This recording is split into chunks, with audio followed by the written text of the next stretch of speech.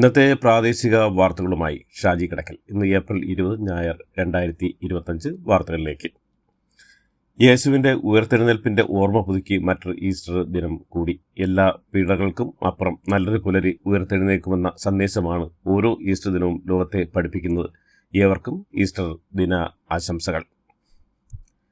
സംസ്ഥാന മന്ത്രിസഭയുടെ 4ാം വാർഷികത്തിന് സർക്കാർ 100 കോടിയിലേറെ രൂപ ചെലവിടുമെന്ന് റിപ്പോർട്ടുകൾ. നാളെ കാസർഗോഡ് ആരംഭിച്ചു. മെയ് 21 തിരുവനന്തപുരത്ത് അവസാനിക്കുന്ന വിധമാണ് എല്ലാ ജില്ലയിലും എൻ്റെ കേരളം എന്ന പേരിൽ 7 ദിവസത്തെ പ്രദർശന വിപണന മേളകൾ സംഘടിപ്പിച്ചിരിക്കുന്നത്. ശീതീകരിച്ച പന്തലുകൾക്കും സൗകര്യങ്ങൾക്കും 42 കോടി രൂപ വകയിരുത്തിയിട്ടുണ്ടെന്നാണ് റിപ്പോർട്ടുകൾ.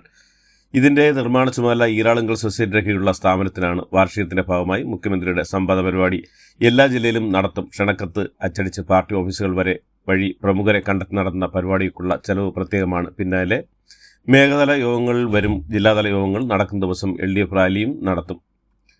ഈസ്റ്ററിനോടനുബന്ധിച്ച് അരമനകളിലേക്കും ക്രൈസ്തവ ഭവനിലേക്കും നടത്തിവരുന്ന സ്നേഹയാത്രയ്ക്ക് പകരം ഇത്തവണ BJP നേതാക്കൾ ക്രൈസ്തവ ദേവാലയങ്ങൾ സന്ദർശിക്കും.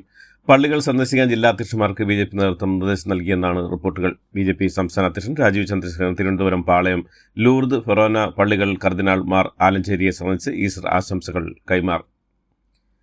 രാജ്യത്ത് മതപരമായ യുദ്ധങ്ങൾക്ക് പ്രചോദനം നൽകുന്നതിന് ഉത്തരവാദികൾ സുപ്രീം കോടതിയാണെന്നും ആഭ്യന്തര യുദ്ധങ്ങൾക്ക് കാരണം ചീഫ് ജസ്റ്റിസ് സജീവ് ഖന്നയാണെന്നും കുറ്റപ്പെടുത്തി BJP MP നിഷികാന്ത് ദുബെ. ഇന്ത്യയുടെ ചീഫ് ജസ്റ്റിസിനെ നിയമിക്കുന്നത് രാഷ്ട്രപതിയാണെന്നും ഈ രാജ്യത്തിന്റെ നിയമങ്ങൾ രൂപവൽക്കരിക്കുന്ന പാർലമെന്റാണെന്നും ആ പാർലമെന്റിനോട് നിങ്ങൾ ആജ്ഞാപിക്കുമെന്നുമാണ് ദുബെയുടെ ചോദ്യം. സുപ്രീം കോടതി നിയമങ്ങൾ ഉണ്ടാക്കുമെങ്കിൽ പിന്നെ പാർലമെന്റ് മന്ദിരം അടച്ചുപൂട്ടണമെന്നും ദുബെ പറഞ്ഞു. അതേസമയം നിഷികാന്ത് ദുബെയുടെ പ്രസ്താവനയ്ക്ക് പാർട്ടിയുമായി ബന്ധമില്ലെന്ന് കേന്ദ്രമന്ത്രി JP നദ്ദ വ്യക്തമാക്കി. വനിതാ CPO റാങ്ക് പട്ടികയിലുള്ള വിദ്യാർത്ഥികൾ സെക്രട്ടേറിയറ്റ് മുന്നിൽ നടത്തിവന്നിരുന്ന സമരം അവസാനിപ്പിച്ചു. നിയമനം വൈകുന്നതിൽ പ്രതിഷേധിച്ച് സെക്രട്ടറി മുന്നിൽ നടത്തിവന്നിരുന്ന സമരമാണ് റാങ്ക് ലിസ്റ്റിന്റെ കാലാവധി ഇന്നലെ അവസാനിക്കുന്ന പശ്ചാത്തലത്തിൽ അവസാനിപ്പിച്ചത്. ഹാൾ ടിക്കറ്റും റാങ്ക് പട്ടികയും കത്തിച്ചുകൊണ്ടാണ് സമരം അവസാനിപ്പിച്ചത്. സെക്രട്ടേറിയറ്റിന് മുന്നിലെ വനിതാ CPO റാങ്ക് ഹോൾഡേഴ്സിന്റെ സമരത്തെ പരിഹസിച്ച് ഇടതുമുന്നണി കൺവീനറും മുതിർന്ന വനിതാ നേതാവ് PK ശ്രീമതിയും സമരം തുടങ്ങുന്നവർക്ക് അവസാനിപ്പിക്കാനുള്ള ധാരണയും വേണമെന്നായിരുന്നു ഇടതുമുന്നണി കൺവീനർ TP രാമകൃഷ്ണന്റെ നിലപാട്. സമരക്കാർക്ക് വാശിയല്ല ദുർവാശിയാണെന്നാണ് ശ്രീമതിയുടെ പ്രതികരണം. ലഹരി കേസിൽ പ്രതി ചേർക്കപ്പെട്ട അറസ്റ്റിലായ നടൻ ഷൈൻ ടോം ചാക്കോ ജാമ്യം കിട്ടി പുറത്തിറങ്ങി. NDPC 27B 29 വകുപ്പുകളും ഭാരതീയ നിയമ സംഹിതയിലെ 237, 238 പ്രകാരം തെളിവ് നശിപ്പിക്കൽ എന്നീ കുറ്റങ്ങളുമാണ് ഷൈനെതിരെ ചുമത്തിയത്. മണിക്കൂറുകൾ നീണ്ട ചോദ്യം ചെയ്യലിനും ശാസ്ത്രീയ വൈദ്യ പരിശോധനകൾക്കും ശേഷമാണ് പുറത്തിറങ്ങിയത്. ഷൈൻ തെളിവ് നൽകാതിരിക്കാൻ രക്ഷപ്പെട്ടാണെന്നാണ് FIRൽ പറയുന്നത്. ലഹരി കേസിൽ അറസ്റ്റിലായ നടൻ ഷൈൻ ടോം ചാക്കോ ആന്റി ഡോപ്പിംഗ് ടെസ്റ്റിന് വിധേയമാക്കാനുള്ള സാമ്പിളുകൾ എടുത്തു.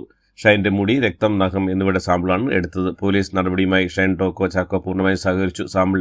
സാമ്പിളുകൾ പോലീസിന്റെ തിരുവനന്തപുരത്തെ ഫോറൻസിക് ലാബറട്ടറിയിലേക്ക് അയക്കും.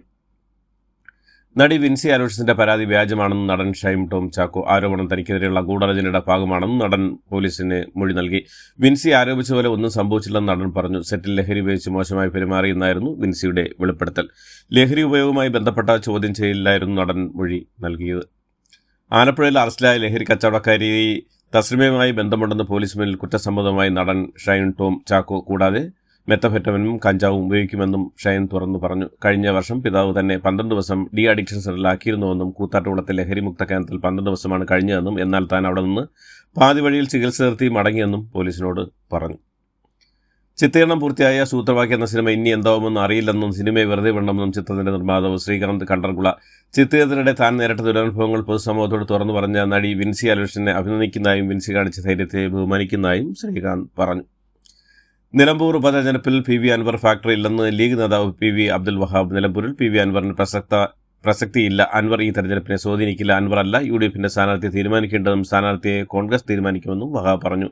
ആരുടെയും ഭീഷണിക്ക് മുഴുകൾ മുന്നിൽ കോൺഗ്രസ് വഴങ്ങരുതെന്നും ആര് സ്ഥാനാർത്ഥിയായാലും ലീഗ് പിന്തുണയ്ക്കുമെന്നും വിജയിപ്പിക്കുമെന്നും PV അബ്ദുൽ വഹാബ് പറഞ്ഞു. ജില്ലാതല ആശുപത്രിയിൽ ആദ്യമായി ഫാറ്റി ലിവർ ക്ലിനിക്കുകൾ സൗജന്യമായി വരുന്നതായി ആരോഗ്യവകുപ്പ് മന്ത്രി വീണ ജോർജ്. ആരോഗ്യവകുപ്പ് ജില്ലകൾക്ക് ഫണ്ട് അനുവദിച്ചുകൊണ്ട് ആദ്യഘട്ടമായി മലപ്പുറം ജില്ല, തിരൂർ ജില്ലാ ആശുപത്രിയിൽ ഫാറ്റി ലിവർ ക്ലിനിക്ക് സജ്ജമായെന്നും തിരുവനന്തപുരം ജില്ലാ ആശുപത്രി, എറണാകുളം ജില്ലാ ആശുപത്രി എന്നിവിടങ്ങളിൽ ഫാറ്റി ലിവർ ക്ലിനിക്കുകൾ അന്തിമഘട്ടത്തിലാണെന്നും മന്ത്രി അറിയിച്ചു. നെയ്യാറ്റിൻകര ഗോവന്റെ മരണത്തിന് 3 മാസം കഴിഞ്ഞിട്ട് ദുരൂഹത നീക്കാനാകാതെ പോലീസ്. ആന്തരിക അവയവങ്ങളുടെ ശാസ്ത്രീയ പരിശോധന റിപ്പോർട്ടുകൾ ഫോറൻസിക് സംഘത്തിന് ലഭിച്ചിട്ട് ഇതുവരെ അന്തിമ റിപ്പോർട്ട് കൈമാറിയിട്ടില്ല. മരണശേഷം മൃതദേഹം സമാധി സ്ഥലത്ത് കൊണ്ടുവച്ചതാകാമെന്നാണ് ഇതുവരെയുള്ള അന്വേഷണത്തിന്റെ പോലീസിന്റെ പ്രാഥമിക നിഗമനം. ഇംഗ്ലീഷ് മീഡിയത്തിലുള്ള ഉൾപ്പെടെയുള്ള സ്കൂൾ പാഠപുസ്തകങ്ങൾ ഹിന്ദി പേരുകൾ നൽകാനുള്ള national council of education and research and training സമീപകാല തീരുമാനങ്ങൾക്കെതിരെ പൊതുവിദ്യാഭ്യാസ മന്ത്രി വി ശിവൻകുട്ടി കേന്ദ്ര വിദ്യാഭ്യാസ മന്ത്രി ധർമ്മേന്ദ്ര പ്രധാന് കത്തയച്ചു. NCERTയുടെ തീരുമാനം തിരുത്താനുള്ള നിർദ്ദേശങ്ങൾ നൽകണമെന്നും കേന്ദ്ര വിദ്യാഭ്യാസ മന്ത്രിക്ക് അയച്ച കത്തിൽ മന്ത്രി വി ശിവൻകുട്ടി ആവശ്യപ്പെട്ടു. യൂത്ത് കോൺഗ്രസ് സംസ്ഥാന അധ്യക്ഷനും MLAയുമായ രാഹുൽ മാങ്കോട്ടലിനെതിരെ വധഭീഷണി മുഴക്കിയ BJPയുടെയും RSSന്റെയും അക്രമ ഫാസിസ്റ്റ് രാഷ്ട്രീയത്തിന്റെയും കൊലവിളി നടത്തുന്ന സംഘപരിവാറുകൾക്കെതിരെ ശക്തമായ നടപടി സ്വീകരിക്കുന്നതിൽ നിസ്സംഗത പുലർത്തുന്ന LDF സർക്കാരിന്റെ നടപടിക്കെതിരെയും ഏപ്രിൽ 29 പാലക്കാട് KPC നേതൃത്വത്തിൽ ജനകീയ പ്രതിഷേധം യോഗം സംഘടിപ്പിക്കുമെന്ന് KPC സംഘടനാ ചുമതലയുള്ള ജനറൽ സെക്രട്ടറി M. ലിജു അറിയിച്ചു. മുഖ്യമന്ത്രിയുടെ പ്രൈവറ്റ് സെക്രട്ടറി തീരുമാനിക്കേണ്ടത് മുഖ്യമന്ത്രി തന്നെയാണെന്ന് CPM സംസ്ഥാന സെക്രട്ടറി MV ഗോവിന്ദൻ. നിലമ്പൂർ ഉപതെരഞ്ഞെടുപ്പിൽ LDFൽ സ്ഥാനാർത്ഥിയുടെ ക്ഷാമം ഇല്ലെന്നും ഇടതുമുന്നണി സീറ്റ് നിലനിർത്തുമെന്നും MV ഗോവിന്ദൻ പറഞ്ഞു. പത്തനംതിട്ട കോന്നി ആനക്കൂട്ടിലെ 4 വയസ്സുകാരൻ അഭിരാമിന്റെ അപകടത്തിൽ സെഷൻ ഫോറസ്റ്റ് ഓഫീസർ ഉൾപ്പെടെ 5 ഉദ്യോഗസ്ഥർക്ക് suspension. Konni DFO, range forest officer എന്നിവരെ സ്ഥലം മാറ്റാനും വനംവകുപ്പ് തീരുമാനിച്ചു. സുരക്ഷ ഉറപ്പാക്കുന്നതിൽ ഉദ്യോഗസ്ഥർ വരുത്തിയ കടുത്ത അനാസ്ഥയാണ് കോൺക്രീറ്റ് തൂണ് വീണ് കുട്ടി മരിക്കാൻ കാരണമായതെന്നും വകുപ്പുതല അന്വേഷണത്തിൽ കണ്ടെത്തി. സൗദിയിൽ വാഹനം ഇടിച്ച് കൊല്ലം സ്വദേശിക്ക് ദാരുണ്യാന്തരം. കൊട്ടാരക്കര പൂവാറ്റൂർ സ്വദേശി ഗോപി സദനം വീട്ടിൽ ഗോകുമാറാണ് മരിച്ചത്. തുഗ്ബ സ്ട്രീറ്റ് 20ൽ റോഡ് മുറിച്ച് കടക്കുന്നതിനിടെയാണ് വാഹനം ഇടിച്ചത്. DCC ശാക്തീകരണത്തിന്റെ ഭാഗമായി ഓരോ ജില്ലകളിലും രാഷ്ട്രീയകാര്യ സമിതി പ്രഖ്യാപിക്കാനൊരുങ്ങി കോൺഗ്രസ്. പശ്ചിമബംഗാളിലെ മുർഷിദാബാദിലുണ്ടായ ആക്രമണങ്ങൾക്കെതിരായ ബംഗ്ലാദേശ് പരാമർശത്തെ തള്ളി ഇന്ത്യ. 3 പേർ കൊല്ലപ്പെട്ട ആക്രമണത്തെക്കുറിച്ചുള്ള ബംഗ്ലാദേശ് പരാമർശമാണ് ഇന്ത്യ വെള്ളിയാഴ്ച തള്ളിയത്.